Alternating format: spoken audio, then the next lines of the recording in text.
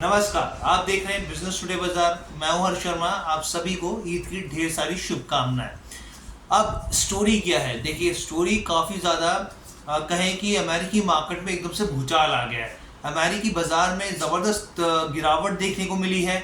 ये गिरावट किस तरीके की है और इसका क्या असर हो सकता है भारतीय बाजार में, इसके पीछे की वजह क्या है और कल का दिन यानी कि शुक्रवार का दिन काफ़ी महत्वपूर्ण क्यों है, तमाम पहलू पर हम लोग चर्चा करेंगे। लेकिन उससे पहले आपसे गुजारिश है कि हमारा जो चैनल है बिजनेस टुडे बाजार, उसको लाइक शेयर सब्सक्राइब करना मत भूलिएगा। अब देखिए खबर क्या है। सबसे पहले मैं आपको बताता हूँ कि अमेरिकी बुधवार को अमेरिकी बाजार में हुआ क्या, आखिर हड़कंप कैसे मच गया, एकदम भूकंप कैसे आ गया। यहाँ पर अगर आप अमेरिकी बाजार के मैं कुछ आंकड़े आपके साथ शेयर करना चाहता हूँ। देखिए डाउ की बात करें, S&P की बात करें या नेस्डैक की बात करें, तीनों इंडेक्स करीब करीब 1% नीचे गिर गए। जी हाँ, 1% की गिरावट देखने को मिली, चाहे डाउ हो, S&P हो या फिर नेस्डैक हो। शुरुआती सत्र में ही S&P 500 की बात की जाए तो उसके जो करीब 11 सेक्टर थे, 11 के 11 सेक्टरों में गिरावट देखने को मिली। वहीं सबसे ज़्यादा जो गिरावट रही वो रियलिटी में रही और स्मॉल कैप की जो धुलाई हुई है, बहुत ही ज़बरदस्त तरीके से स्मॉल कैप की धुलाई देखने को मिली। मतलब आप ये समझिए कि इंडेक्स में जो है रियलिटी में तो 4% की गिरावट देखने को मिली है। आप ये समझिए कि ये जो इंडेक्स है जून 2022 के बाद ये सबसे बड़ी गिरावट है। इस लिहाज से मैं कह रहा हूँ कि अमेरिकी बाजार में भूकंप आया। अब यहाँ पर मैं आपको बताऊं कि इसके अलावा बहुत सारे ऐसे सेक्टर है जहाँ पर 2-2% की गिरावट आई। और यहाँ पे अगर आप एक रेशो देखें, जो मैं हमेशा कहता हूँ, हमेशा बताता हूँ, एडवांस और डिक्लाइन की रेशो, तो 8 स्टॉक के मुकाबले सिर्फ 2 स्टॉक, जो एक स्टॉक था वो बढ़त का था, बाकी 8 स्टॉक गिरने वाले थे। तो ये रेशो भी जो डिक्लाइन और एडवांस का था, ये भी बहुत ज़्यादा खराब रहा है। अब मैं आपको यहाँ पे कुछ और चीज़ें बताता हूँ आंकड़ों से जुड़ी। यहाँ पे अगर आप इंडियन एडीआर की बात करें, यानी वो कंपनियां जो अमेरिका में लिस्टेड होती हैं, भारतीय मैं आपको बता रहा हूँ कंपनी से इन्फोसिस की बात करें, इन्फोसिस में अमेरिका में करीब 1% की स्टॉक में गिरावट देखने को मिली। विप्रो की बात करें तो करीब करीब 2% की गिरावट रही। आईसीआईसी बैंक की बात करें तो करीब 0.71% की गिरावट रही। इसके अलावा एचडीएफसी की बात करें तो 1% की गिरावट वहां देखने को मिली। डॉक्टर रेड्डीज में भी 1.75% की गिरावट देखने को मिली है। आप इस लिहाज से भी समझ सकते हैं क्योंकि अमेरिकी बाजार में जो भी रिएक्शन आता है वो भारतीय बाजार में भी इम्पैक्ट डालता है। उसी लिहाज से इससे संदर्भ में मैंने आपको समझाने की कोशिश करी है।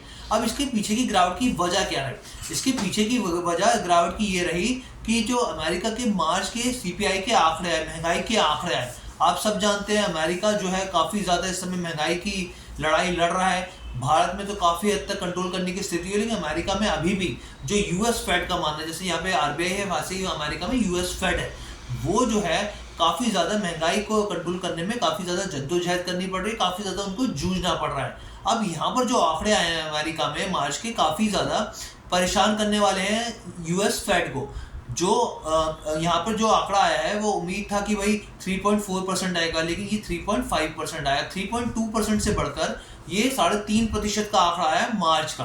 अब इस हिसाब से देखिए, जहाँ उम्मीद की जा रही थी कि ब्याज दरों में कटौती होगी, ब्याज दर कम आएंगे क्योंकि यहाँ पे सीपीआई आंकड़ा कम आएगा, लेकिन यहाँ पे तो सीपीआई आंकड़ा बढ़ गया है। इसके अलावा अगर कोर सीपीआई की बात करें, यहाँ पे जो कोर क्या होता है, कोर सीपीआई में जिसमें फूड और जो एनर्जी जैसे पेट्रोलियम पदार्थ होते हैं, जो भी होते हैं, उनको इसमें जोड़ा नहीं जाता, उनकी महंगाई को इसमें एड ऑन नहीं किया जाता, वो भी 3.5% के आगे निकल गई, 3.8% हो गई है। तो इस लिहाज से काफ़ी ज़्यादा इंपॉर्टेंट ये एक ट्रिगर हो गया, जिसके चलते अमेरिकी बाजार में बुधवार को काफ़ी बड़ी गिरावट देखने को मिली। यहाँ पर ब्याज दरें मौजूदा वक्त में अमेरिका में करीब 5.25% से लेकर 5.50% चल रही हैं। अब ऐसे में ये जो आंकड़ा आया है ये टेंशन बढ़ा दी है। यहाँ पर जिस तरीके से बात की जाती है कि भाई जून में अब फेड जो है ब्याज दरों में कटौती करेगी, ब्याज जैसे महंगाई का आंकड़ा कम होता जाएगा वैसी ज़्यादा संभावनाएं होंगी, लेकिन अब ये देखना होगा कि यूएस फेड की तरफ से क्या कदम उठाएंगे। लेकिन इस तरीके से जो जून की बात की जा रही थी वो तो मुश्किल होती नजर आ रही है यहाँ पर। अब मैं आपको बताऊं कि भारतीय बाजार पे क्या असर पड़ेगा, तो और इसके साथ ही क्यों शुक्रवार जो है बहुत ज़्यादा इंपॉर्टेंट है। देखिए सबसे पहला टीसीएस के आंकड़े आ रहे हैं। जी हाँ, टाटा कंसल्टेंसी सर्विसेज के आईटी जो कंपनी है उसके आंकड़े 12 तारीख को आ रहे हैं। शुक्रवार को हम लोग ज़रूर कोशिश करेंगे आपको बताने की, कवर करने की कि आंकड़े कैसे रहे, क्योंकि हम लोग काफ़ी समय से देख रहे हैं आईटी सेक्टर में जो स्टॉक्स हैं उनकी जो हम देखें कि जो उनकी ग्रोथ स्टोरी है काफ़ी म्यूटेड रही है, बहुत ज़्यादा अंडर परफॉर्मेंस वो दे रहे हैं स्टॉक्स। तो अब ऐसे में देखना होगा कि क्या टीसीएस के जरिए क्या ये कुछ नई चीजें देखने को मिलेंगी? क्या बाजार में टीसीएस मदद कर पाएगा आईटी इंडेक्स को आगे बढ़ाने में? इसके साथ ही सीपीआई के भी आंकड़े आ रहे हैं, अमेरिका के आंकड़े बता दिए मैंने, भारत की महंगाई के आंकड़े भी आएंगे सीपीआई के, आईआईबी इंडस्ट्रियल प्रोडक्शन के भी आंकड़े आएंगे। तो तमाम ऐसे आंकड़े हैं जो फ्राइडे के लिए बहुत ज़्यादा इंपॉर्टेंट है। और यहाँ पर अमेरिका के बाजार को समझाने का मतलब भी ये था कि इसका असर भारतीय बाजारों पर भी देखने को मिलता है। हालांकि बृहस्पतिवार की रात को अगर मान लीजिए बाजार को संभलते हैं अमेरिकी बाजार, तो इसका असर भी भारतीय बाजार पे देखने को मिलेगा। लेकिन हाँ, बुधवार की जो रात रही है, यहाँ पे मतलब ये कहें कि अमेरिकी बाजार जो रहा बुधवार को काफी ज्यादा खराब रहा है, जिसका असर यहाँ पर आगे चल के देखने को मिल सकता है अगर ये बृहस्पतिवार को भी यही स्थिति रहती है। तो ओवरऑल कैसी लगी आपको वीडियो, कमेंट करके जरूर बताइएगा। बिजनेस टुडे बाजार के साथ जुड़ने के लिए आपका बहुत बहुत धन्यवाद।